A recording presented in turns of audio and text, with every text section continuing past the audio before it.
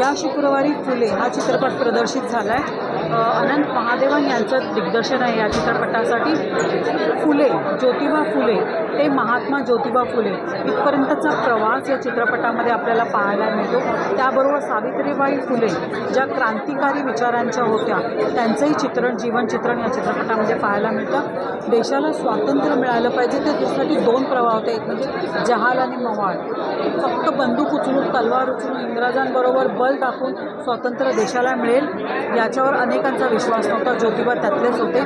शिक्षणाने समाज सुधारित होईल आणि त्या अनुषंगे इंग्रजांबरोबर लढता येईल या विचारसरणीचे ज्योतिबा फुले होते।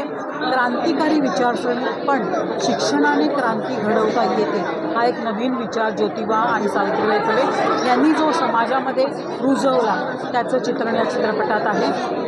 मुलींना शिक्षण दिलं पाहिजे, महिला ज्या आहेत त्यांना शिक्षित करणं गरजेचं आहे। पारंपरिक विचारांना छेद दिला पाहिजे समाजाच्या भल्यासाठी। बालविधवा ज्या आहेत त्यांचं जीवन किंवा विधवा पुनर्विवाह त्याबरोबर ज्या परित्यक्त्या महिला आहेत त्यांचं जीवन याचं चित्रण या चित्रपटामध्ये पाहायला मिळतं। कलाकारांचं म्हणाल तर प्रतीक गांधी महात्मा फुले म्हणून निभावून जातात, परंतु पत्रलेखा फार उपरी वाटते। तिला साधे हिंदी डायलॉग डिलिव्हरी करता येत नाहीत आणि जे काही तिचे संवाद आहेत त्याच्यामध्ये इंग्रजी झाक दिसून येते।